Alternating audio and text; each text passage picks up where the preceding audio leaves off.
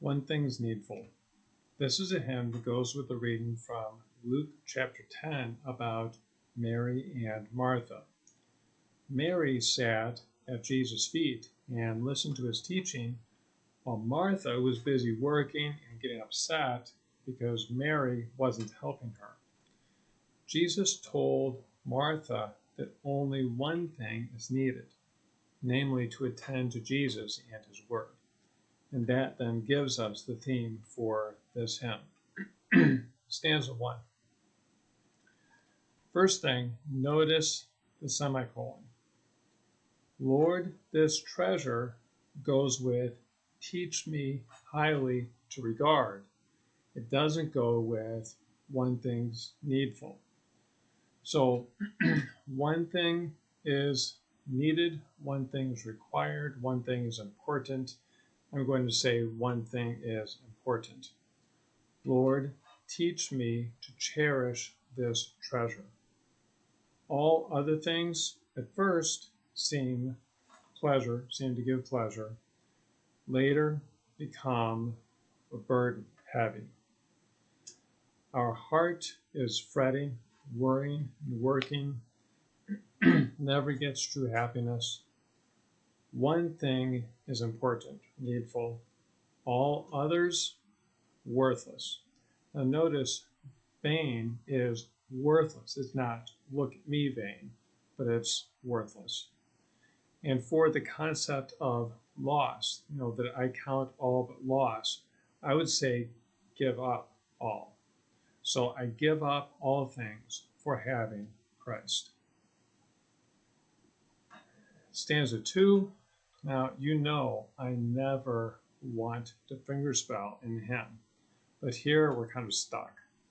Most of the time, this hymn will follow the gospel reading. So, meaning the pastor will read the gospel lesson, and then immediately after will be this hymn. But now there are two women in the hymn, so we can't just say, the woman's thoughts. Well, which woman? Who? Mary or Martha? So I think we have to spell Mary. Don't sign Mary as in Jesus' mother, because this is a different Mary. So Mary's thoughts attended Jesus. She found joy eternal. Every word she attended. Near Jesus she sat. Her heart inspired, or her heart devout. How do you sign that? I've seen, like a serious devout. So her heart inspired, devout, attending to Christ's teaching. Earthly worries, or earthly life, or life worries pushed aside, attend to Jesus. She listened to his message and she is content. Stanza 3. Wisdom, so we're starting here with a question. Wisdom's best honored treasure, Jesus himself. So notice here, I'm not saying that Jesus reveals wisdom. Jesus himself is wisdom and that treasure.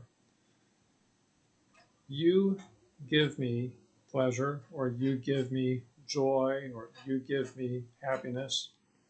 My wayward will means my desire to stray, or more simply, my sinful desires. You control, or you limit, for subdue. Now, what is this next line saying? Humility, okay, understand humility, but simplicity reigning? Maybe you could say, you give me humility and honesty. That might fit this concept here. Always teaching me to live in wisdom. So my steps, meaning how I live, and training being the teaching part. So always teaching me to live in wisdom. Next, I wouldn't say if. or if, because that introduces doubt and uncertainty. I would just say we learn wisdom from Jesus. And then heavenly wisdom's blessing is truly mine. Stanza 4. We don't want to say, I offer nothing. That's the wrong concept. Better to say, Christ, I have nothing to offer.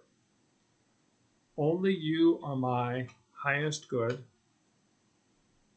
Proffer means basically the same thing as offer. It's used in a more legal setting. It's an official proposal for consideration. So, Lord, I have nothing except only your crimson blood. On the cross, your death defeated death. Now, the next line, you need to be careful with this one, because this talks about my righteousness. Okay, what does that mean? If we talk about my righteousness, it's going to look like my righteousness is doing the actions, which it's not. My righteousness fully finished looks like my righteousness did this. So we need to keep Jesus as the doer. You finished, gave me righteousness. Same thing with the next line. Keep Jesus as the one who's doing something. White clothes of salvation you gave me. With salvation clothes I reign with you in glory. Stanza 5. Therefore, my Savior, only you are everything for me. You search or you examine my heart and my actions. All hypocrisy clean out. Through all of my life's journey, you protect and support me. Jesus, your loving forgiveness surrounds me, or your loving forgiveness comforts me. One thing is important or needful, all other things worthless. Now, this last line, how do we make this clear? What I want to say is just, it's going to be too long. So, how about this? All earthly things are worthless. Christ I have. So, I hope that that is helpful. Kind of a long hymn. Some of the phrases are a little bit challenging, but I hope that this was clear enough. If you have any questions, please leave comments below. Thank you for watching. God bless you as you interpret.